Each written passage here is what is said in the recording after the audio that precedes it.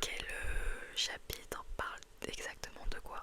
Donc là, le chapitre qu'on va aborder aborde un petit peu le sujet du suicide, de mutilation, scarification, genre voilà, se faire du mal.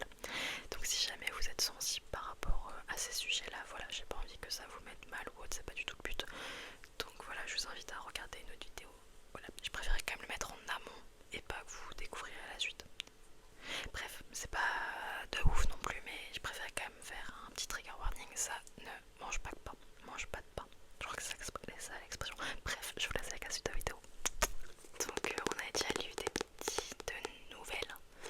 Pas une, on en avait lu une ensemble. Mais écoutez, on va regarder pour quelque chose d'autre. Donc on avait lu vers le début. Ok. 1 plus 1 de Nicolas Gauche. Tout a commencé par un malaise, je crois. Oui, c'est ça, une sensation soudaine de mal-être. Vous savez, comme une intoxication alimentaire. L'estomac se tortille, ça vous fait des nœuds dans le ventre. Là, c'est un peu ça, une sorte de haut-le-cœur qui envahit tout mon corps. Au départ, je ne comprenais pas pourquoi, mais avec la répétition des symptômes les jours suivants, j'ai fait le lien avec les chiffres. L'évidence m'a sauté aux yeux. À chaque fois que je voyais des chiffres, cette même sensation désagréable s'emparait de moi. C'est comme ça que tout a commencé. Je fais une pause. J'ose lever les yeux vers l'homme assis derrière son bureau, affalé dans son fauteuil, les mains croisées sur le ventre. Son expression faciale, sa posture molle et détachée, transpire l'incrédulité. L'incrédulité. Il me met mal à l'aise et il le sent. Comme si de gros chiffres s'affichaient en permanence sur son visage. Je n'ose pas croiser son regard. Mes yeux se fixent à mes cuisses. Soudain, le psychiatre est penché sur moi, la bouche déformée par un rire sadique, un couteau à la main, puis une voix. Vas-y Alice, prends-le. Je lâche un cri, discret, comme si je me réveillais en sursaut, tandis que je reviens à la réalité. Je balaye alors la pièce du regard, en tâchant d'éviter celui du psy, pour me rassurer. L'espace d'une fraction de seconde, je prends conscience que je n'ai jamais vraiment regardé cette pièce. Pas juste un coup d'œil, non, mais bien regardé. Son bureau sent le propre. Il est d'un chic, de mauvais goût, clinquant, des dorures qui m'éclaboussent les yeux, des miettes de sentiments sous la lumière de lustre. Les livres sont bien ordonnés dans l'énorme bibliothèque qui occupe toute la surface d'un mur. Les diplômes sont affichés comme des trophées de chasse. Une horloge d'un style ancien indéfini égrène derrière moi un tic-tac qui me paraît claquer sur les battements de mon cœur. Calqué sur les battements de mon cœur, je suis désolée. Je ne suis pas à ma place ici. Mes yeux glissent en direction du bureau, vers un petit objet nonchalamment posé dessus. Mon cœur un abattement. Un étau se referme sur moi, m'écrase les côtes, broie mes poumons. Je ne peux plus respirer, je me fiche. Le psy perçoit mon trouble. Sans bouger la tête, il laisse son regard glisser vers le mien, puis il comprend. D'une main, il fait pivoter la petite pendule digitale qu'il utilise pour chronométrer les séances, de sorte que je ne vois plus les chiffres affichés. Un bruit de frottement, plastique contre bois, emplit la pièce baignée d'un silence. J'ai l'impression qu'elle va m'écraser. Il faut que je sorte tout de suite. Je ferme les yeux pour m'évader mentalement. Vous me prenez pour une folle, c'est ça? Je respire profondément. J'opte pour l'attaque frontale. Tout le monde me croit folle de toute façon. Je ne suis pas là pour vous juger, Alice. Sa voix est neutre, dépourvue de la moindre émotion. Il n'exprime aucune compassion et m'a collé d'office dans une case. Alice, d'arrêt. Je ne juge pas, poursuit-il, mais j'ai besoin de comprendre jusqu'où votre phobie. Jusqu'où va votre phobie? Ce qu'elle engendre chez vous comme réaction. D'un geste sec, le psy retourne la pendule digitale vers moi. Les chiffres orangés s'impriment aussitôt sur ma rétine, comme des poignards qu'on m'envoie droit dans les yeux. 15h47.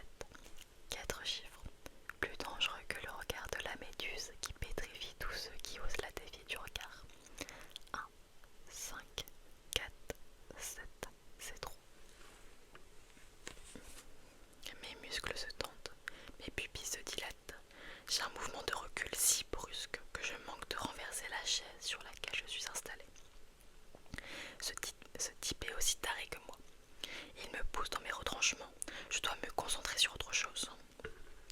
Ma main empoigne un coupe-papier, presque malgré moi. Mes doigts serrent le manche de l'objet si fort que les jointures de mes phalanges blanchissent. Je n'ai qu'une envie, une seule envie. Vas-y, Alice. Ma main tremble, je dois le faire. Alice. Écran noir. Alice. Je reviens à moi.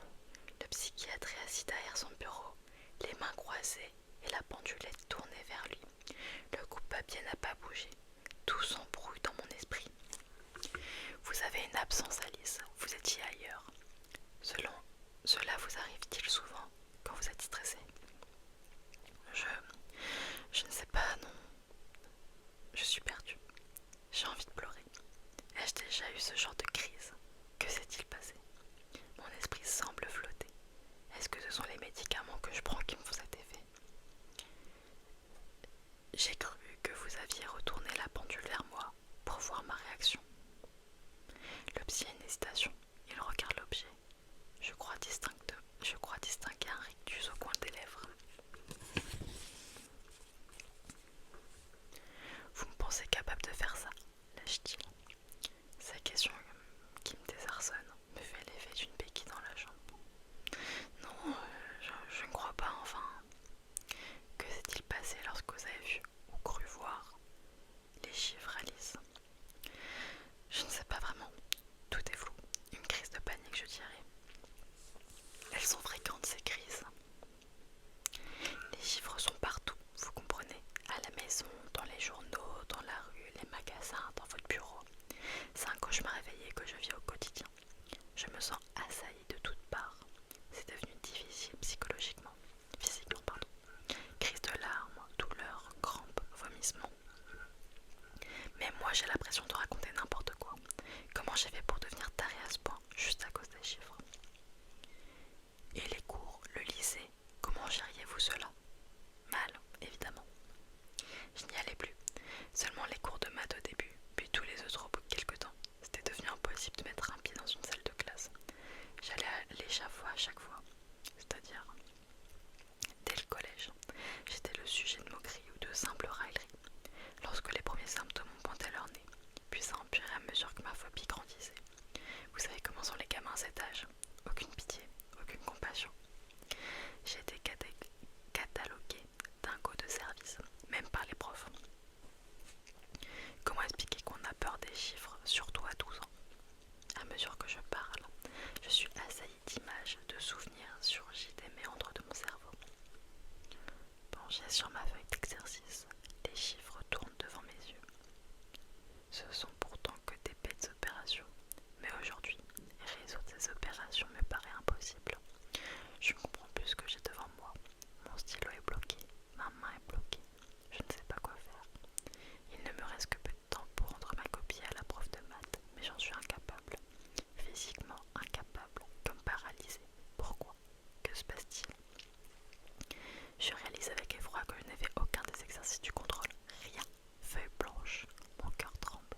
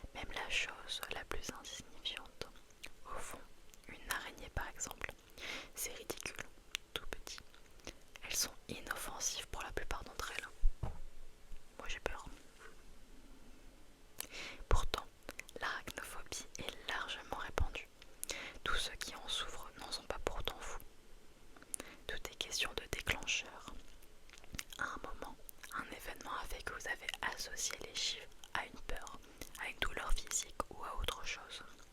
Inconsciemment bien sûr. Puis avec le temps, l'association s'est enracinée jusqu'à devenir ancrée au plus profond de vous. Les phobies font partie de ce que nous sommes d'une certaine façon. Merci la moto.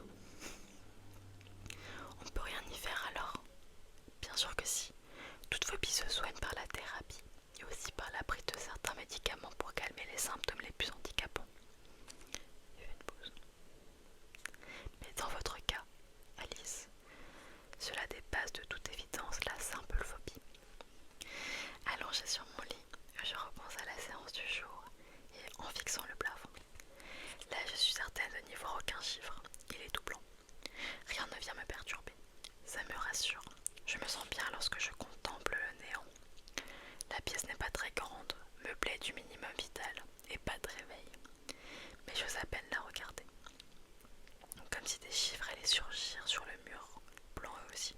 Je suis chez moi et pourtant tout me paraît comme étranger. Je suis chez moi, mais la pièce ne ressemble en rien à ma chambre, celle que j'avais quand j'étais petite, avec ses couleurs vives, ses peluches, ses jouets. Quand j'étais normale.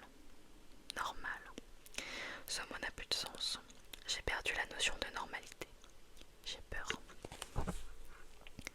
Les phobies font partie de ce que nous sommes.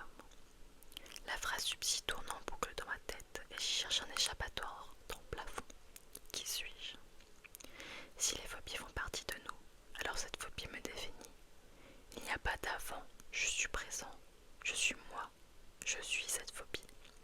Pourtant, j'ai l'impression de ne pas être la même depuis le début des crises. Elles ont renversé tout ce qui me définissait. Alice la tarée, c'est moi désormais.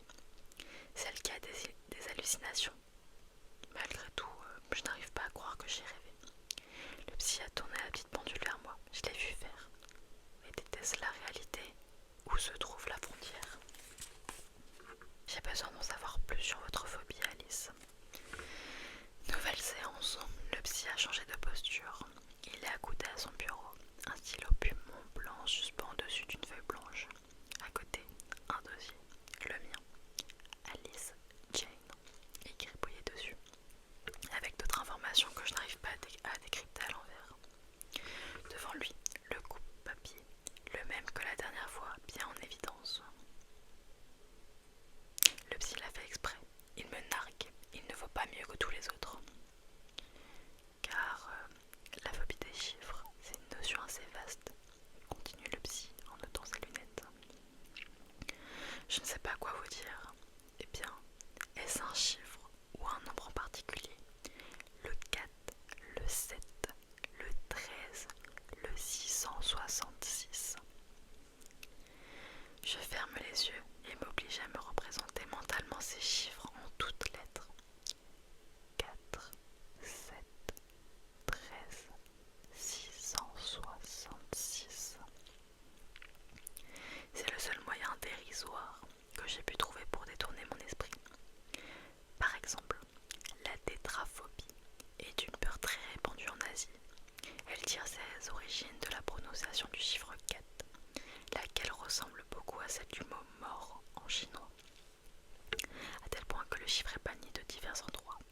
Dans les ascenseurs, il arrive que les tâches 4, 14 ou 24, etc. soient omis. Je l'écoute sans l'écouter. Mes poils se hérissent tandis qu'il continue d'égriner des chiffres et des explications censées justifier son boulot et son salaire. Je dois faire un effort surhumain pour ne pas perdre pied. Les chiffres valsent dans ma tête. C'est une torture. Le coupe-papier me nargue encore. Vas-y, Alice.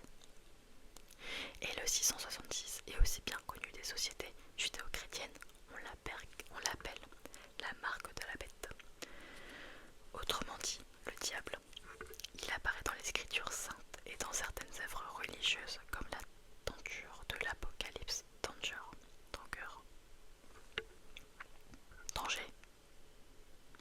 Je suis une merde, pardon. Je sais pas. C'est même écriture crangée. Je sais pas. Non, rien de tout ça.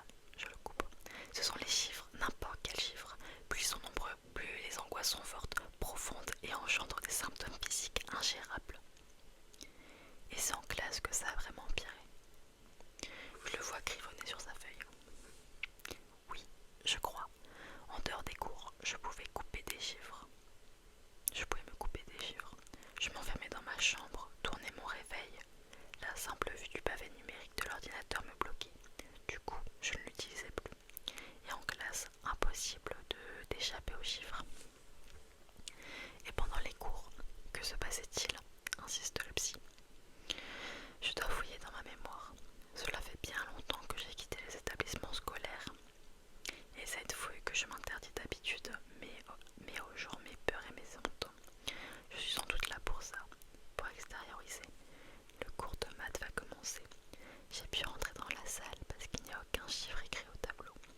Dans ce cas-là, cela me permet de rejoindre ma place sans trop de mal. Ce que je fais aujourd'hui, la tête basse, le regard fuyant. Pas un mot ne filtre mes lèvres. Je fuis tout en étant là.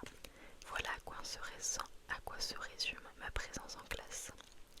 J'évite les regards des autres, des élèves, des profs de maths qui se sont succédés au fil des années. Je peux encore venir assister au cours, mais pour combien de temps? Je sens les yeux braqués sur moi. J'entends presque murmurer. Est-ce qu'elle va péter un câble aujourd'hui? J'espère. C'est trop drôle à voir. Mon cas fait rire les autres. Je suis un animal de foire. Les autres sont des voyeurs. Je ne dis rien, mais j'ai envie de tous les envoyer chier. De leur hurler ma colère à la gueule. Je serre les poings pour contenir ma rage, tandis que la prof défile entre les rangs pour distribuer des photocopies, des chiffres, des opérations, des équations à résoudre. Elle arrive à ma hauteur et marque une pause. Je sens qu'elle hésite à me déposer la feuille. Elle me toise de toute sa hauteur et de son dédain. Pour elle, je ne suis qu'une bonne à rien qui a trouvé un stratagème ridicule pour échapper à son cours. Elle n'entend pas se faire marcher sur les pieds par une petite ado comme moi. Elle a l'impression que je lui veux du mal, que je ne suis là que pour lui pourrir la vie. Ce n'est pas le cas. Si je pouvais être ailleurs, je le saurais. Alors elle va essayer de m'humilier. L'attaque est la meilleure défense. Alice, est-ce bien la peine que je te donne le devoir ou tu vas te tirer comme les autres fois? Je n'ai pas envie de lui répondre. Qu'est-ce que je pourrais bien lui dire? La feuille, truffée de chiffres qui est sous mes yeux. Fais ce que tu peux. Lâche la prof. Une chaleur humide envahit alors mon entrejambe. Lorsque je réouvre les yeux, je ressens encore l'urine chaude sur mes cuisses. Je baisse la tête et contemple mon bas à ventre. Une tache se forme peu à peu. Je viens de me pisser dessus, comme une gosse de 4 ans qu'on a grondé après une bêtise. La panique m'agrippe de toute sa cruauté. En face de moi, le psy se met à rire, la bouche grande ouverte. Il rit de toutes ses dents. Il a perdu la raison. Comment ose-t-il alors que je suis sa patiente? Sous moi, la tache s'agrandit. Je me lève d'un bond et regarde la chaise. Un voile coule alors devant mes rétines.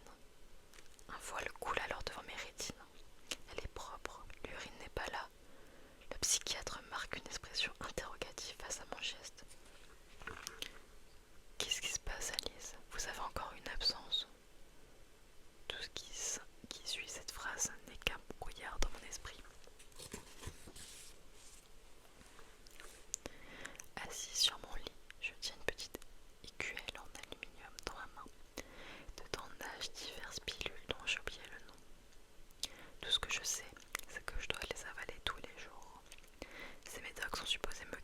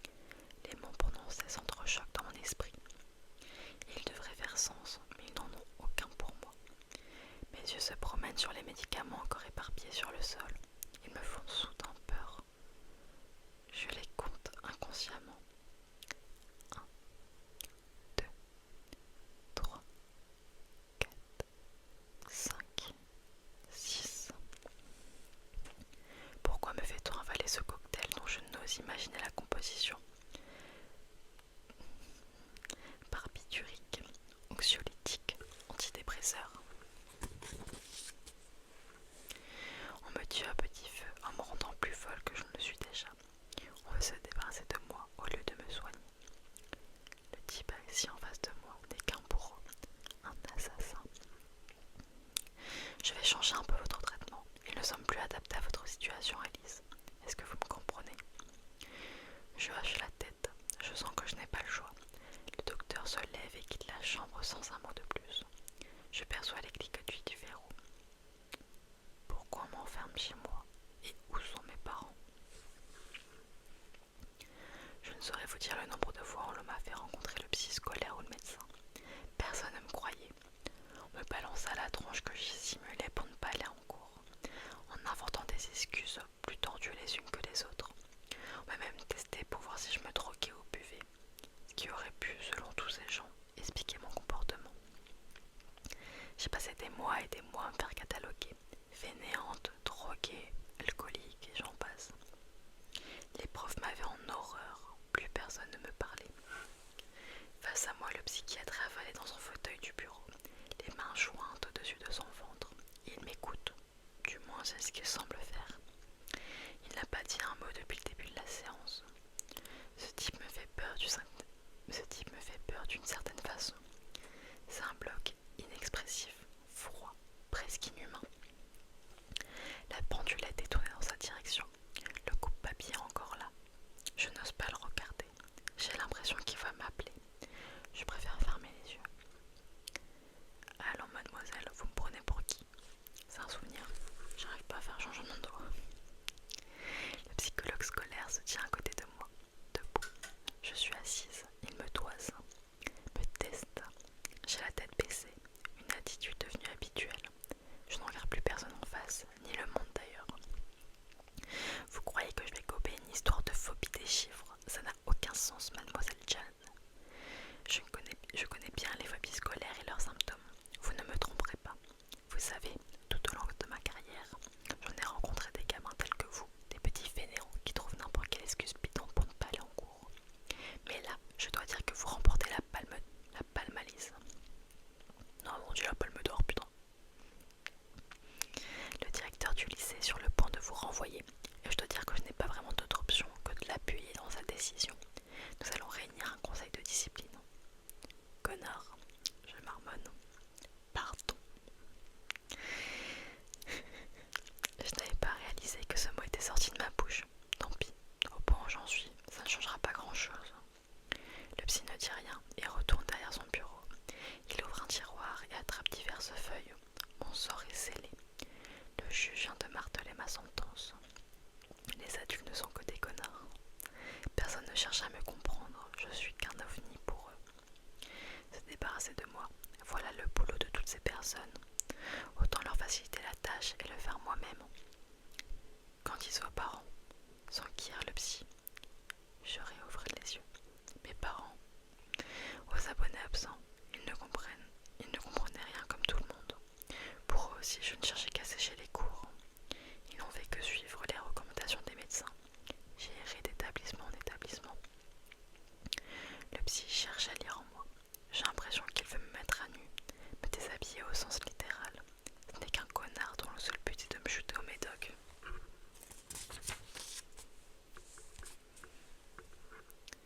Faire ces petites expériences personnelles pour publier un article avec son nom bien gros en haut de la page dans une revue quelconque de psychiatrie.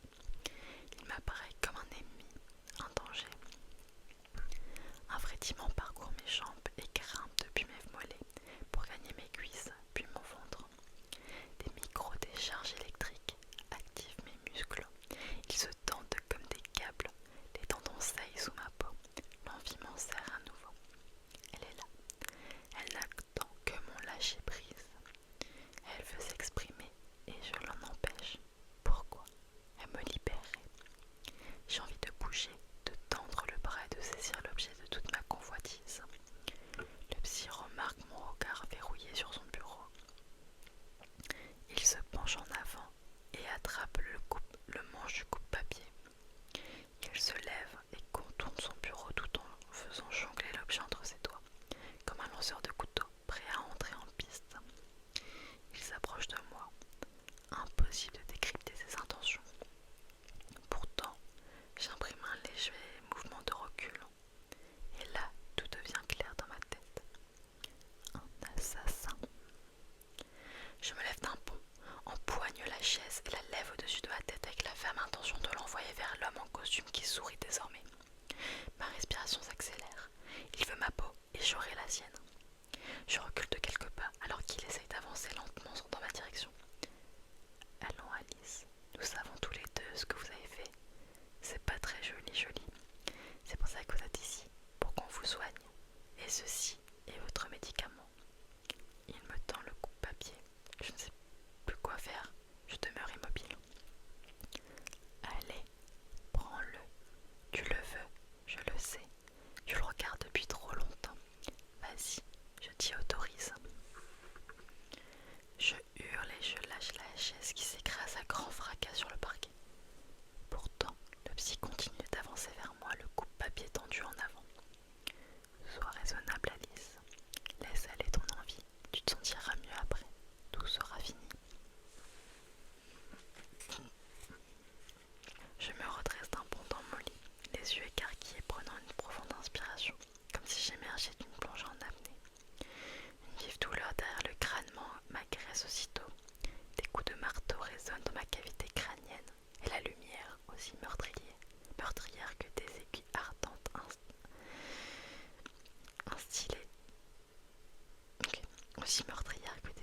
ardentes instillées dans mes pupilles, me font clore les paupières.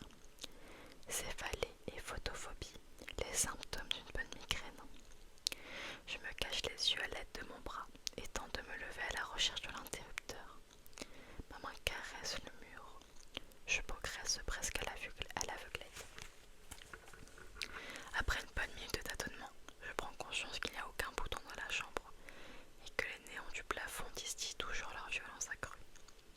Mes yeux s'habituent un peu à cette agression, mais aussi les coups de marteau redoublent d'intensité dans mon crâne.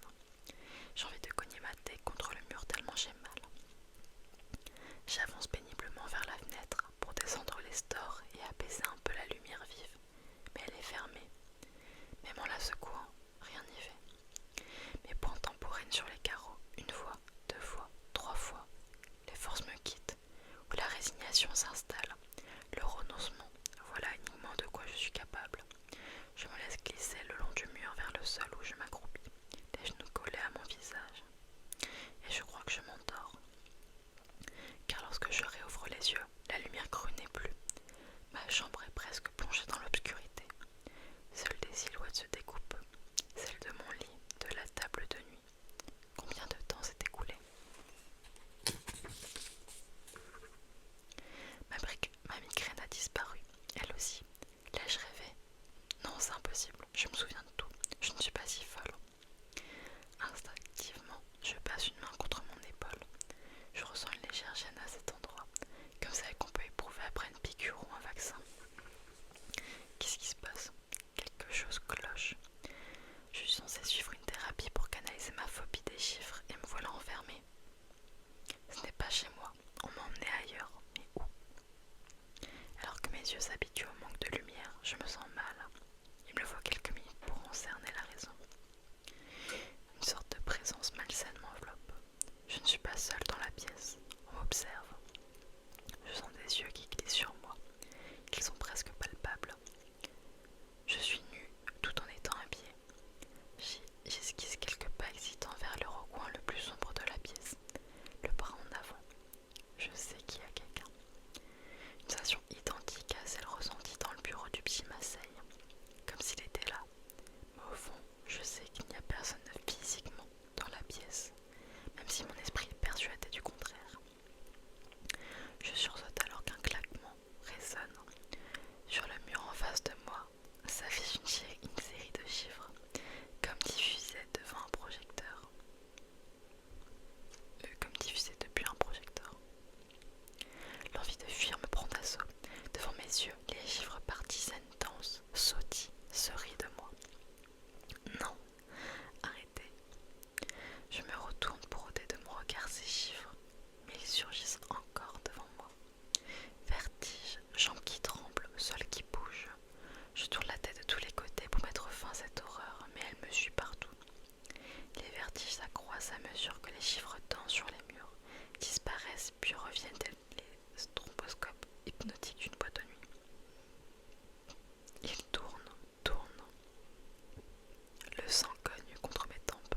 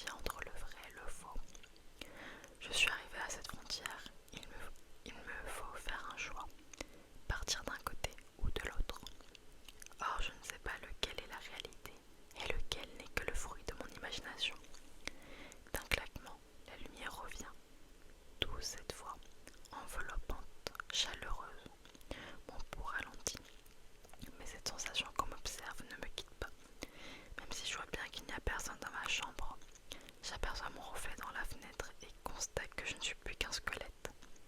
Mon tas est diaphane, les arcades osseuses saillent sous la peau de mes joues. Je suis l'ombre de moi-même, quasi transparente. Est-ce bien moi? J'esquisse quelques pas en direction de mon reflet. Je veux le toucher, le palper. L'obscurité m'en empêche, brutale, totale. Puis les chiffres sur les murs reviennent, partout. Les mêmes vertiges s'emparent de moi et le sol tangue. Non, pas encore. Je ferme les yeux, je ne veux plus les voir, c'est insupportable. Arrêtez. J'essaye de penser à autre chose, la fuite, encore. Aussitôt des images viennent à moi. Je suis assise dans le bureau du psy. Le lieu est devenu familier, plus que ma maison que j'ai presque oubliée. Mais je suis seule dans ce bureau. En face de moi, le fauteuil de cuir est vide. Pourtant, je sais qu'on m'observe et me parle. Alice, concentrez-vous. Faites-le vite dans votre esprit.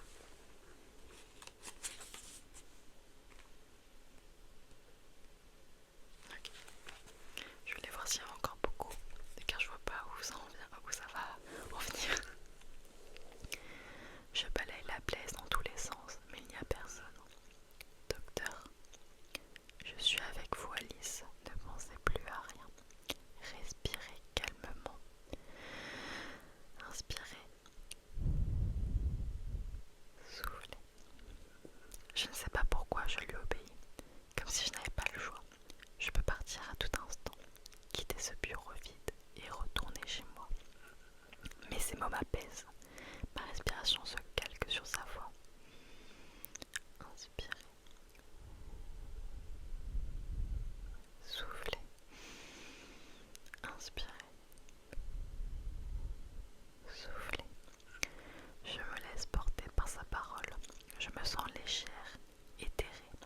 Le calme me gagne peu à peu. Tout ceci va s'arrêter bientôt, je le sais.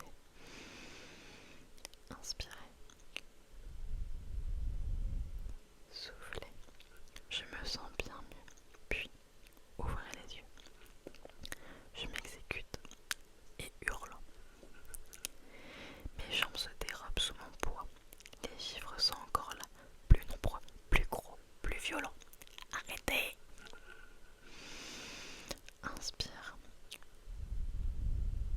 Expire. Alice, délivre-toi. Je me bats dans tous les sens. Faites que ça cesse, je ne veux plus voir tous ces chiffres. C'est bien, Alice. Continue comme ça. Foutez-moi la paix, je ne peux plus les voir. Tu progresses, Alice. Tu vas dans la bonne direction.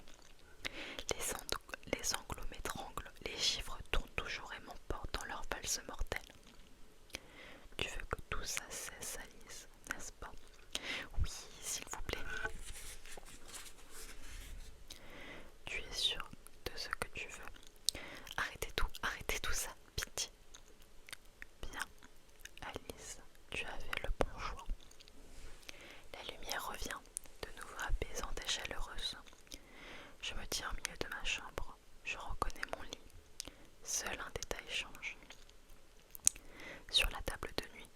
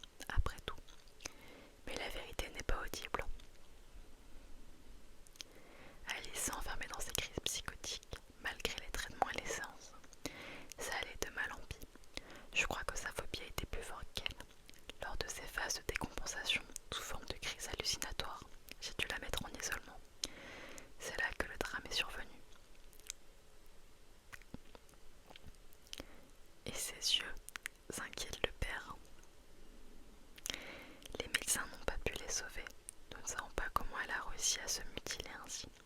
Tout ceci est incompréhensible. Nous n'avons rien trouvé dans sa chambre à côté d'elle. Nous l'avons découverte étendue sur le sol dès que nous avons entendu ses hurlements. Nous nous sommes rendus dans sa chambre et nous l'avons transportée en urgence au CHU. Pourquoi a-t-elle fait cela, docteur?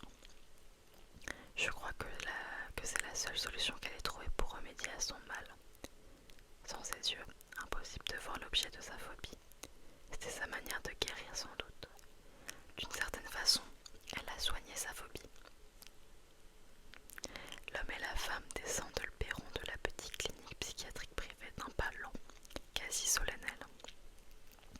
Leur voiture attend à quelques mètres sur le parking. Ils se tiennent la main, toujours serrés l'un contre l'autre.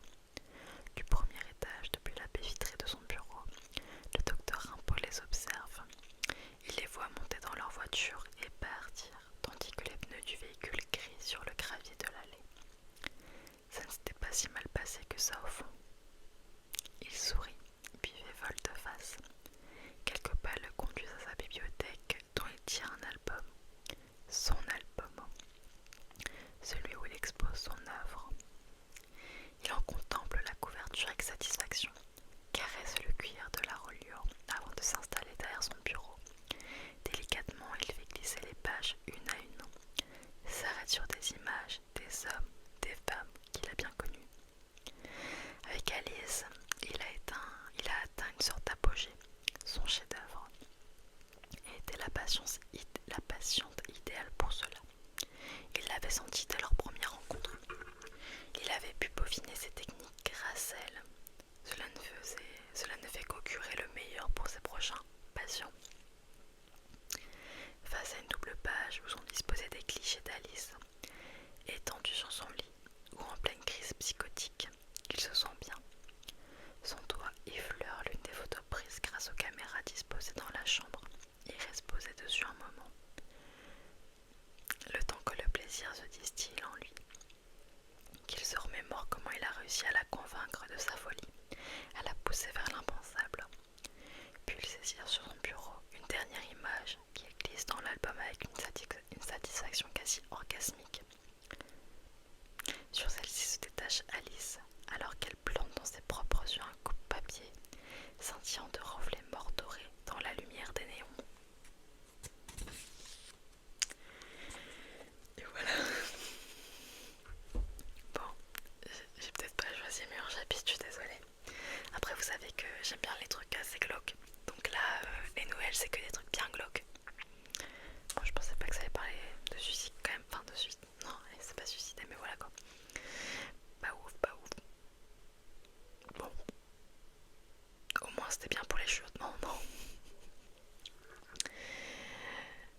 Je suis en train de regarder là ma bibliothèque, mais en vrai, j'ai des BD. J'ai des BD, si jamais on pourra lire des BD, hein. Ouais. Non, parce que sinon j'ai quoi? J'ai des BD, j'ai des mangas. De la dark romance. Des livres policiers.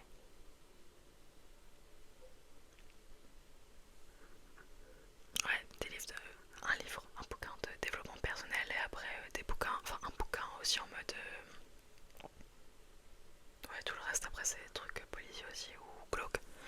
Et un bouquin